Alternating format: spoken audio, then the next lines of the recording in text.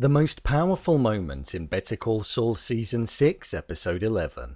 Episode 11 of the show, titled Breaking Bad, was released a few days ago, and I've had some time to think about this one, with multiple things happening in Episode 11, which include visiting multiple timelines. There were many moments that stood out in this highly anticipated one, but I think I found the one that most certainly takes the top spot. So let's get into it. Here is the most powerful moment in Better Call Saul Season 6, Episode 11. Just to let you know, this video will contain spoilers. Episode 11 of the show saw us pick up shortly after the end of Episode 10, where we saw Gene complete the scheme with Jeff in robbing the department store. However, we saw that he now had a hunger for more following its completion, and revisiting parts of his old life that he thought he was done with for good. Within this episode, we also got the long-awaited appearance of Walter White and Jesse Pinkman to the Better Call Saul show, and it was a moment that was worth the wait for sure. A moment that was close to taking the title of the most powerful was the transition from the time in Breaking Bad of the flashback to the present day, where we then got back into the timeline of Gene. The transition that we had was of the grave that was originally dug in Breaking Bad 208, where we had Walt and Jesse take Saul there without him knowing, and put him in front of it as a way of intimidating him. The grave was dug specifically for him. As we left the timeline of the Breaking Bad era, as the RV drove off, we had the camera move forward, lean over the top of the grave, and we had Gene from the present day fading in over the top, fitting perfectly inside of the grave. But in his timeline, he was laying on his bed. It was a haunting moment that I believe is foreshadowing a dark end for the character. We know that it didn't end well for Saul. We know that it didn't end well for Jimmy. And seeing this shot, I think it shows that it definitely isn't going to end well for Gene. The involvement he is now taking in conning people and stealing their identity, and almost taking a step into the life that he left behind for his own safety, is going to be the downfall of the character. And his constant involvement with Jeff is something that may come back to bite him, due to Marion being suspicious of his activities and what his involvement is with his son.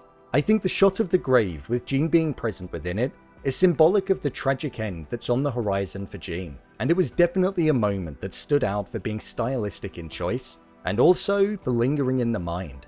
Another moment that stood out for a slightly different reason was when Gene was on the phone in the first part of the episode, with the hopes and intention of speaking with Kim. We saw the moment that he was told that Kim had asked Francesca if Jimmy was still alive, and you could see the facial expressions on him change to that of shock and intrigue. We then saw him make a phone call to Florida, which is the location that we found out where Kim was now living, but we heard nothing of the phone call. We cut to outside of the phone booth and all we heard was the road traffic. After hearing absolutely nothing, we saw Gene smash the phone in the phone booth and emit all of his anger and rage onto it. We don't know if he spoke to Kim, if he tried to get through to her but couldn't, or maybe even heard some bad news about her. But we do know that this was the moment that marked the turning point in Gene, and you could sense that he was done with living the life that lacked the excitement of his previous one that he'd been avoiding for his own safety. The acting in this scene was spot on, as it relied on more of a visual performance as not much dialogue was spoken, and Bob Odenkirk did a great job. However, the moment that I believe is the most powerful moment in Season 6, Episode 11, was in fact the final scene of the episode. We had Gene committing to going back and stealing the identity of a victim that Buddy decided not to, due to the fact that he was terminally ill and his morals kicked in. However, Gene was having none of it. We saw Jimmy yell at Jeff, almost like how we saw Walter White screaming at Jesse in the early days of Breaking Bad, blindsided by the plan, the buzz, and the money that can be made. And we then saw him embark on a ride to the house with the intention of breaking into it. This marks a few different things. It marked that the Gene Tarkovic that we know is completely gone. Gene taking advantage of a man with cancer is something that we saw him question for a mere second as he waved him off in the car, but he decided that he was going to go through with it anyway.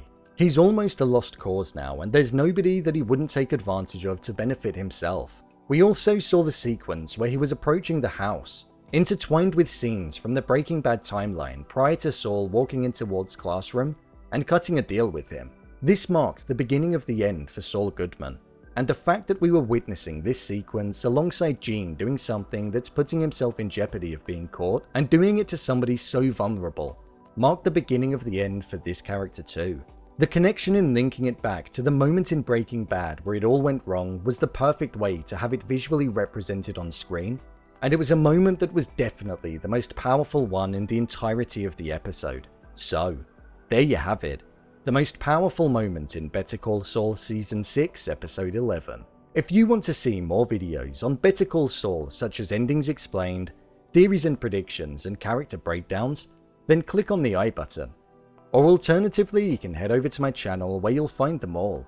If you want to give me a show or movie that you'd like me to review, then head over to my Twitter, @brainpilot_, and tweet me what show or movie you'd like me to review next.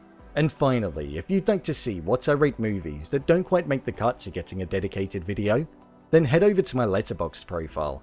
It's where I rate the latest releases in real time. What was your most powerful moment? Leave a comment down below, and don't forget to subscribe. I'll see you next time.